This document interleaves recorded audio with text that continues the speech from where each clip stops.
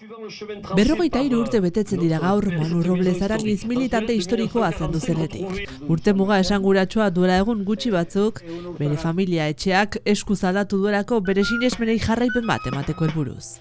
Hain zuzen, Manu Robles familiak Beskoitzeko Leku Eder familia etxea doaintzan Manu Robles Arangiz fundazioari eman dio formakuntza zentro bat eraikitzeko. Espalditik familia aipatu genuen oin dela 20 bat urte, ze egin behar zen egun bateari etxe honekin zertan bokatu garrikin nuen eta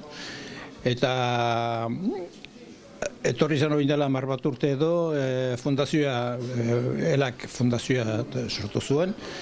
Eta orduan egin oberena fundazioari ematea eta fundazioak segituko du, etxea segituko du, enesorlekua gainera, hortaz biziki konten naiz.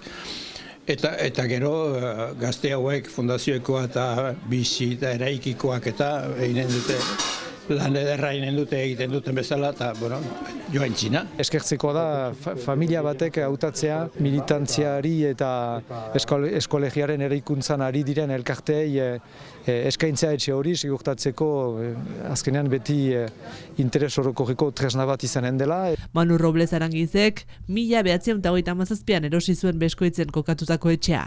Beren semek gogoratu duten bezala lehen urteak bizirauteko auzokoen laguntza ezinbestekoa izan zitzaien. 11 seme alaben sorlekua izan da, hala nola Estitxu kantaria, Ugutz umoregilea eta baita Irkus margolariarena ere. Baina horretaz gain, Bigarren Gerla Mundialaren garaian ere Alsaz-Lojen sareko soldadu aliatuen gordelekua izan zen.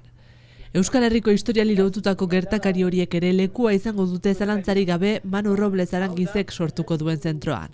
Hain zuzen, proiektuaren baitan etxebizitza bat, logela kolektibo bat, bilkura gela, jantokia, sukaldea eta baita museo baten eraikuntza aurreikusia dago. Nahi dugu formakuntza zentroaz aparte, beraz lehenik etxea moldatuko dugu taldeen egizibitzeko gaitasuna izaiteko, baina nahi dugu ere Robles Arangiz familiak eskolegiari egin dion ekarpenaren eta etxe unen historioaren memoria bat ere landu etxe hontan eta memoria leku bat izaitea.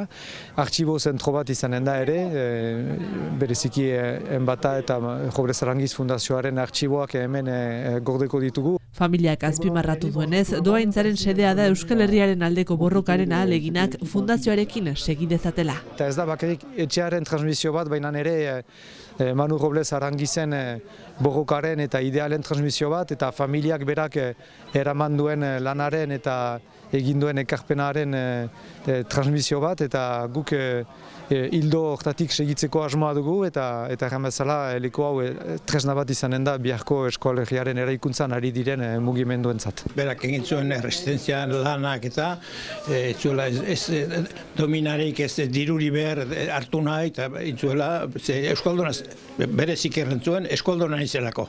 Eta beraz, ideia hori segituz, dugu familiak absolutoki behar dugu etxea mantendu eta bakarri mantendu, etxeari eman beste bultzada bat berak egin zuen borroka guztia eta segidezan.